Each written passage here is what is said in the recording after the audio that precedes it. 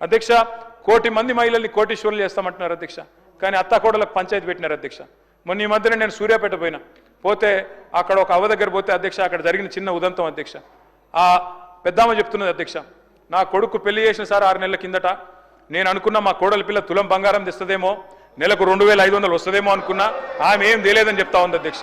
ఆ కోడలి పిల్ల బాగా గడుస్తుంది అధ్యక్ష. ఆమె కూడా అంటున్నది అధ్యక్ష, నేను కూడా చెప్పినాను సార్, నేను కూడా అనుకున్నా మా అత్తకు 4000 పెన్షన్ వస్తుందేమో అనుకున్నా, వస్తలేదు, మరి నేనేం చేయాలన్నది. అత్తకి ఇస్తా అన్నారు, మామకి ఇస్తా అన్నారు, 4000 పెన్షన్ అన్నారు, వస్తలేదని చెప్పి అత్తా కోడళ్ళ పంచాయతీలు పెడతా ఉన్నారు సార్.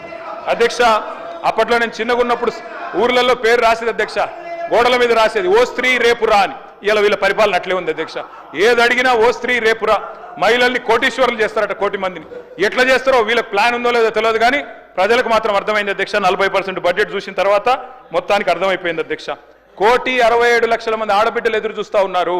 ఖచ్చితంగా నెలకు 2,500 ఇవ్వాలని 18 ఏళ్ళు నిండిన ఆడబిడ్డలు, వారి కోసం ఒక 10,000 కోట్లు అంచనాలు సవరించి కేటాయించాలని చెప్పి నేను కోరుతా ఉన్నా అధ్యక్ష. బంగారం అన్నారు, మరి లంక బిందెలు దొరికినాక ఇస్తారా, ఎప్పుడు ఇస్తారా చూడాలి అధ్యక్ష, చూద్దాం అధ్యక్ష. కేసీఆర్ కిట్ ఎగిరిపోయింది, న్యూట్రిషన్ కిట్ ఆగిపోయింది, సీఎం బ్రేక్ఫాస్ట్ రద్దయింది, తల్లి బిడ్డలకు మరి మాతా శిశువులకు కూడా మంచి జరిగే మంచి పథకాలను కూడా రద్దు చేశారు అధ్యక్ష. బతుకమ్మ చీరలు బంద్, రంజాన్ తోఫా బంద్, క్రిస్మస్ కానుక బంద్, ఆఖరికి ఆశాలు అంగన్వాడీలు మీరు కూడా వాళ్ళని రిప్రజెంట్ చేశారు సార్. 18,000 జీతం ఇస్తామని మేనిఫెస్టో చైర్మన్ గారు పెట్టారు, వాళ్ళకు కూడా ఇవ్వలేదు అధ్యక్ష. వాళ్ళకు ఒక 500 కోట్లు కేటాయించండి.